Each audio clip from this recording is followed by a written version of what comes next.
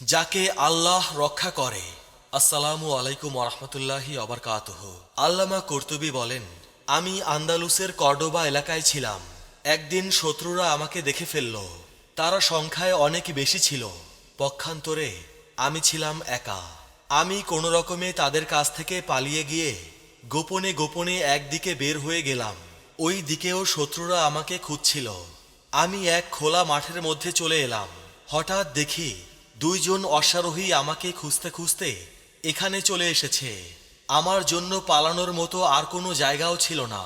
আমি আর কোনো চিন্তা না করে একটু নিচু জায়গায় বসে গিয়ে ইয়াসিন সূরাসহ অন্যান্য সূরা তেলাওয়াত করতে থাকলাম। হঠাৎ করে তারা আমার পাশ দিয়ে কথা বলতে বলতে চলে গেল, অথচ আমাকে দেখতে পেল না। একটু পরে তারা পুনরায় আমার পাশ দিয়ে অতিক্রম করল।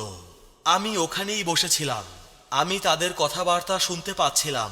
তারা বলাবলি করছিল যে সম্ভবত সে একটা শয়তান, না হলে আমাদের সামনেই সে এই খোলা মাঠে ছিল, অথচ এখন তাকে আমরা দেখতে পাচ্ছি না কেন। আসলে আল্লাহ তাদেরকে কিছু সময়ের জন্য অন্ধ করে দিয়েছিল। তারা আমার সামনে দিয়েই গেল, আবার ফিরেও আসলো। আর জায়গাটিও ছিল খোলা জায়গা, সেখানে আড়াল হওয়ার মতো কোনো কিছুই ছিল না। তাহলে তারা আমাকে দেখতে না পাওয়ার কি কারণ ছিল? আসলে হয়তো আল্লাহ পাক আমাকে রক্ষা করতে চেয়েছিলেন, তাই নিজের ফজল ও করমে আমাকে বাঁচিয়েছিলেন। আর সত্য কথা হচ্ছে এটাই, রাখে আল্লাহ মারে কে। প্রিয় মুসলমান ভাই ও বোনেরা, আল্লাহ আমাদের সকল মুসলমানকে রক্ষা করুন। সবাই কমেন্টে লিখব আমিন।